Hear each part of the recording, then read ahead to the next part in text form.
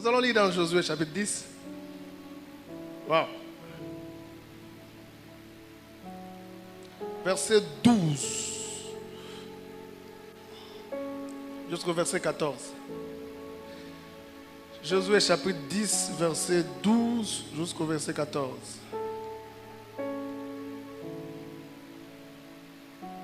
Alors Josué parla à l'Éternel les jours où l'Éternel livra les Amoréens aux enfants d'Israël. Il dit en présence d'Israël: Soleil, arrête-toi sur Gabaon, et toi, ligne, sur la vallée d'Ajalon.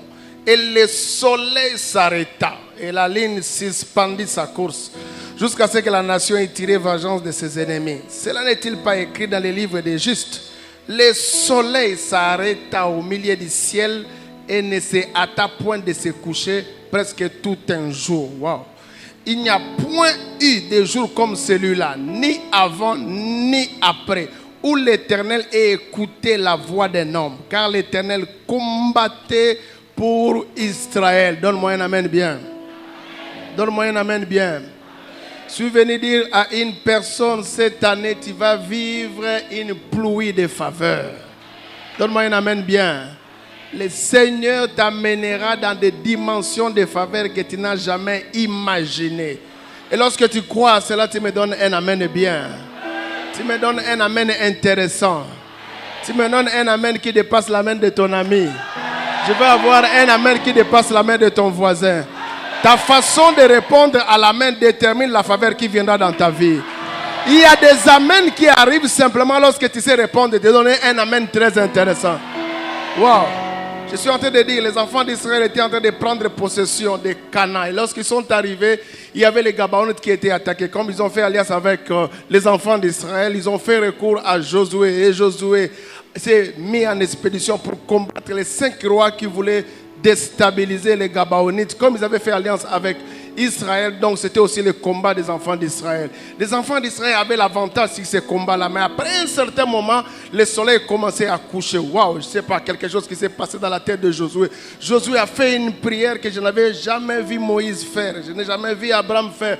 Il a dit: Soleil, arrête-toi sur Gabaon, et ligne, suspends en cours sur Ajalon. Je n'ai jamais compris ça. Je n'ai jamais compris ça. Je n'ai jamais compris ça. Et la Bible me dit quelque chose dans le verset 13, que le soleil s'arrêta au milieu du ciel et ne se hâta point de se coucher presque tout un jour. Peut-être c'est ce qui explique la raison pour laquelle au mois de février on a un problème. Il y a des mois où on a 28 jours, il y a des mois où on a 29 jours. Et tout cela explique parce qu'il y avait un jour, il y avait un dysfonctionnement dans la nature, parce qu'un homme avait prié et jusqu'à aujourd'hui on sent les conséquences de ce dysfonctionnement parce qu'un homme avait prié. Cela voudrait dire quoi? Ça veut dire que si ce jour-là devait avoir 24 heures, à cause de la prière d'un homme, Dieu a ajouté des heures supplémentaires au-delà de 24 heures.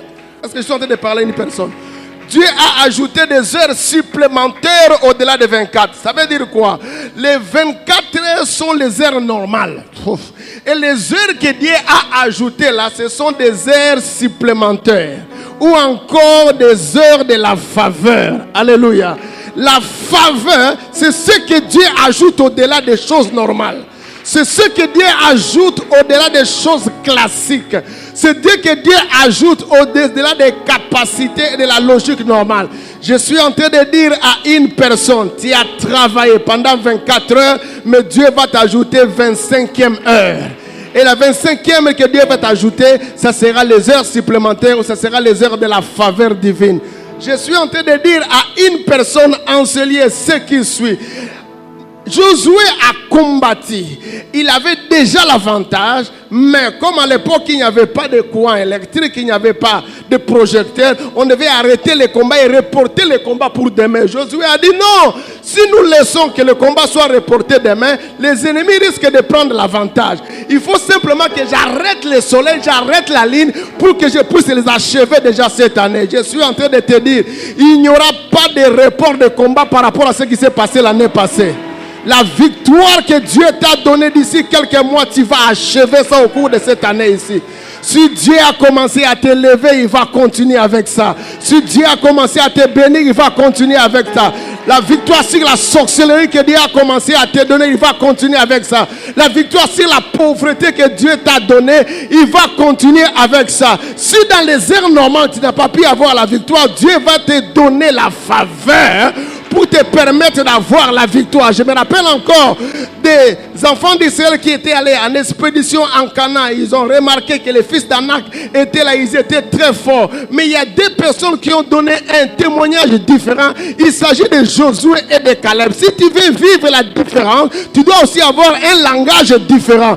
Je suis en train de dire à une personne, tu ne mourras pas comme les autres parce que tu as un langage différent, tu pries un Dieu différent et tu verras des choses différentes dans ta vie. Est-ce que je parle à une personne? Mais il a dit quelque chose de très important. Josué et Caleb ont dit, si l'Éternel nous est favorable, nous aurons la victoire sur les enfants d'Anak. Je suis en train de te dire, à cause de Jésus, l'Éternel t'accorde la faveur. Tu auras la victoire sur la stérilité cette année. Tu auras la victoire sur le chômage cette année. Tu auras la victoire sur la sorcellerie cette année. Lorsque tu me donnes un amen, c'est toi la première personne qui va témoigner la victoire dans cette église. Lorsque tu me donnes un amen, tu seras la première personne qui va témoigner la victoire dans cette église. Les choses que l'argent n'a pas pu te donner, la faveur va te l'accorder. Les choses que les relations n'ont pas pu te donner, la faveur va te l'accorder. Les choses que les hommes n'ont pas pu te donner, la faveur va te l'accorder. Les choses que les diplômes n'ont pas pu te donner, la faveur divine va t'accorder. Donne-moi un amen très bien. Donne-moi un amen très bien. Mon Dieu, la prière de Josué, ce n'était pas une prière rationnelle parce que nous tous, nous savons que ce n'est pas le soleil qui tourne autour de la terre, mais c'est la terre qui tourne autour du soleil. Mais ce que je n'ai pas compris, Josué a dit que soleil et lune, arrête-toi. Mais Dieu a exaucé cette prière alors que ça répondait à aucune logique. Alors je comprends que Dieu n'exauce pas la forme, mais Dieu exauce le fond. Est-ce que je parle à une personne ici? Je comprends que Dieu n'exauce pas la forme, mais Dieu exauce le fond. Même si ton français est déchiqueté, c'est un français de la rue, mais quand le fond de ton cœur crie faveur, tu auras la faveur cette année. On dirait que je parle à une personne. Tu auras la faveur divine cette année. Tu réussiras avec la faveur. Tu monteras avec la faveur. Les gens peuvent te dédaigner parce que tu n'as pas de diplôme, mais la faveur t'amènera au-dessus des diplômes des hommes. Donne-moi un amen bien. La Bible est en train de me dire quelque chose de très important. Que Dieu n'avait jamais exaucé quelqu'un comme ça, ni avant, ni après. On dirait que je suis en train de parler à une personne. À cause de la faveur, Dieu fera des choses dans ta vie qu'il n'a pas fait, qu'il n'a jamais accompli dans ta famille, ni avant, ni après. Qui n'a jamais accompli dans ta génération, ni avant, ni après. Qui n'a jamais accompli parmi les enfants de votre famille, ni avant, ni après. Cela veut dire quoi? C'est que toi, tu vas inaugurer les choses et tu vas clôturer les choses. On dirait que je parle à une personne. Je dis que toi, tu vas inaugurer les choses et tu vas clôturer les choses. Lorsque tu me donnes un amen, je te vois inaugurer le mariage béni. Je te vois inaugurer des immeubles dans cette ville. Je te vois inaugurer une grande église dans cette ville. Je te vois inaugurer une grande église dans cette ville. Je te vois inaugurer un grand bâtiment cette année.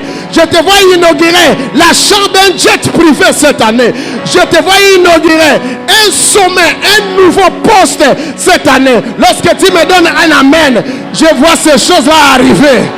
Mais je ne te vois pas seulement inaugurer, je te vois aussi clôturer. Il y a des gens qui ont placé des records et que d'autres n'ont pas pu atteindre. Le miracle qui arrivera dans ta vie, ça sera un record que personne ne saura battre.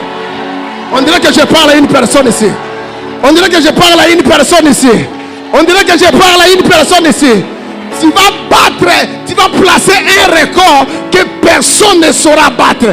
Si tu crois à ce que je dis, reçois la faveur de Dieu. Je dis reçois la faveur de Dieu. Je dis reçois la faveur de Dieu. Je dis reçois la faveur de Dieu. Je dis reçois la faveur de Dieu. Je dis reçois la faveur de Dieu. Je dis reçois la faveur de Dieu. Oh mon Dieu, on dirait que je parle à une personne. Josué a reçu les rêves de l'élévation. Mais le rêve qui a changé sa vie, ce n'est pas seulement ce rêve-là. C'est le deuxième rêve qui a changé sa vie. Quel était le rêve? Il a vu les panetiers être exécutés, mais les chansons être restaurées dans ses fonctions. Ça veut dire quoi? De servir le vin au pharaon. Écoute-moi très bien. Le panetier est celui qui sert le pain, mais le chansons est celui qui sert le vin. Cette vision-là, c'est ce qui a amené que Joseph puisse quitter la prison et puisse atteindre les palais. Mais cette vision, c'est une vision qui est des fois négligée dans nos églises, mais c'est une vision très très importante. Écoutez-moi très bien. Écoutez-moi très bien. Les panetiers, c'est tout, les panetiers et les chansons, c'est toujours l'œuvre de salut que Christ nous accorde, mais sous deux faces.